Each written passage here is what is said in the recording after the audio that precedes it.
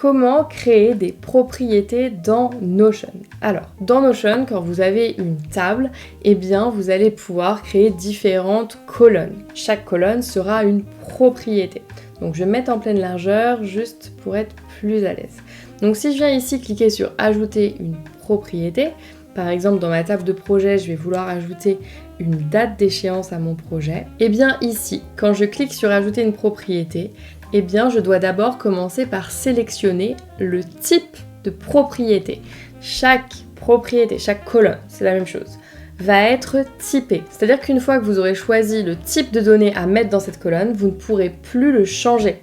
Enfin, vous pourrez dans certains cas, mais en tout cas, il sera bloqué. Au moment de saisir l'information, ce sera bloqué sur un certain format. Donc en l'occurrence, imaginons qu'on veuille mettre une date d'échéance. Je vais donc logiquement choisir le format date. Donc ici, je vais l'appeler date d'échéance de mon projet. Voilà. Je vais créer un projet exemple qui va être là, le tournage des vidéos des cahiers de l'été. Chaque ligne de la table projet est un projet. Et sa date d'échéance, quand je clique dessus, tout de suite, il me propose un format prédéfini. Donc, il me propose de sélectionner une date et je ne peux pas manuellement dire « c'est demain ».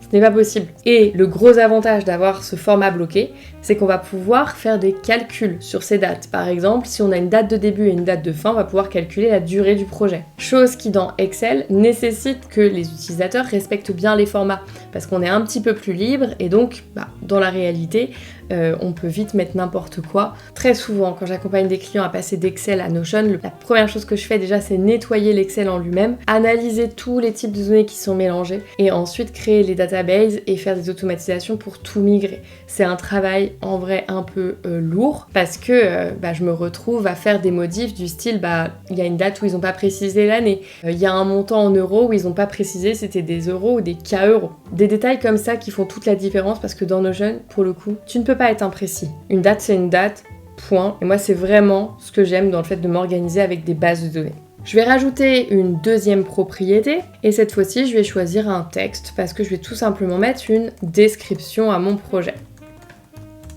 Voilà. Si je balaye rapidement les différents types de propriétés, donc on vient de le voir, on a le texte simple, on a également le numéro. Le numéro, dites-vous que c'est pour tous les types. Vous pourrez sélectionner par la suite si c'est des euros, si c'est des pourcentages, le nombre de virgules, etc.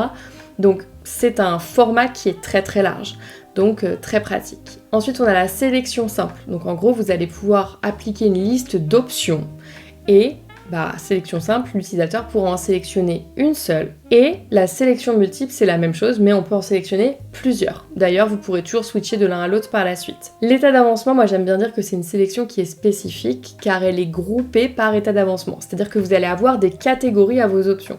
Une première catégorie à faire, une seconde en cours et une troisième terminée. C'est très pratique pour, en un clic, visualiser toutes les tâches qui sont en cours, qu'elles soient en vérification, en relecture, bref, quel que soit le statut qui est dans la catégorie en cours. Ici, vous allez pouvoir taguer des personnes sur Notion, des personnes qui ont un compte. Donc typiquement, moi je veux bien avoir un responsable de projet.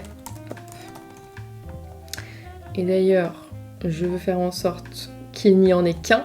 Donc d'ailleurs, quand vous cliquez sur modifier la propriété, une fois que vous avez choisi votre type, ici vous avez des options supplémentaires. Donc pour les nombres par exemple, ça va être ici. Là dans la limite, je vais mettre une seule personne parce que moi je considère qu'il faut un seul responsable. Et ça c'est vraiment juste pour le kiff, mais donc je vais mettre une seule tête. Dans les faits ça ne change rien, c'est-à-dire que c'est pas le fait de mettre une seule tête qui bloque à une seule personne, mais pour ma part, je trouve que pour l'utilisateur, c'est plus compréhensible. Ensuite, on peut également avoir une propriété de type fichier immédiat, donc dans laquelle on va venir pousser des documents, PDF, images, tout ce que vous voulez. Une case à cocher, ce qui peut être très pratique. Je vous montrerai un exemple concernant les tâches. Moi, j'adore pouvoir cocher mes tâches. C'est grâce à ça qu'on va pouvoir les cocher. Une URL pour pouvoir renseigner un lien.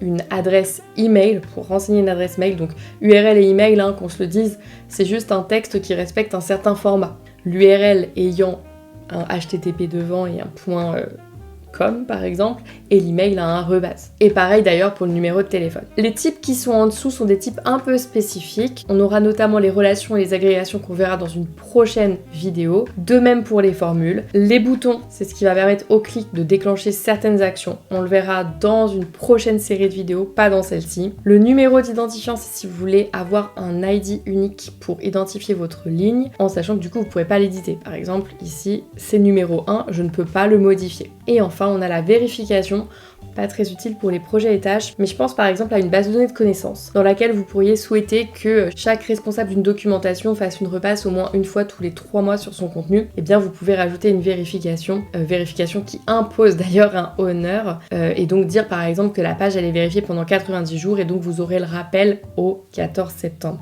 Et dernière petite nouveauté, on peut également maintenant mettre un lieu qui nous permet d'avoir une vue carte, ce qui est honnêtement très rare dans ces outils, et les cartes sont plutôt très bien faites, donc moi je m'en suis déjà servi pour pas mal de clients, parce que c'est un vrai plus et je trouve ça très efficace. Enfin, 4 derniers types de propriétés qui sont des propriétés qui vont se renseigner toutes seules. La date de création, selon la date de création de la page tout simplement, la date de dernière modification de la page, qui a créé la page et qui est la dernière personne ayant édité la page. Ces 4 propriétés, vous pouvez les rajouter même après coup et les dates seront bonnes. Donc voilà, 16 juin à 20h58. Je vais supprimer les propriétés que je ne trouve pas adaptées pour mes projets. Voilà, vérification, lieu, hop, date de création, je trouve ça bien.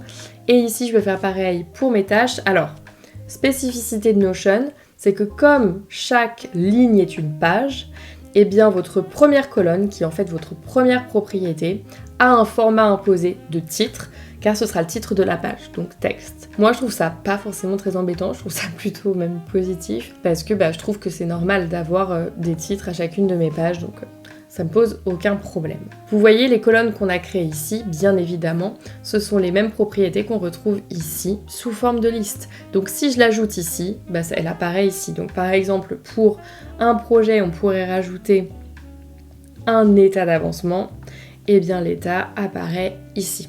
C'est logique. Donc faites comme vous vous sentez le plus à l'aise.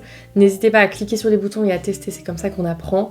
Soit vous le faites comme ça en propriété, je vous recommande vraiment de vous mettre en pleine page pour être plus à l'aise. Soit vous le faites ici en liste, ajouter une propriété. Ça revient exactement au même. Donc je fais exactement la même chose pour mes tâches. Voilà, donc j'ai créé mes quelques propriétés pour mes tâches et maintenant on va pouvoir se retrouver tout de suite dans cette vidéo pour créer notre relation entre nos projets et nos tâches.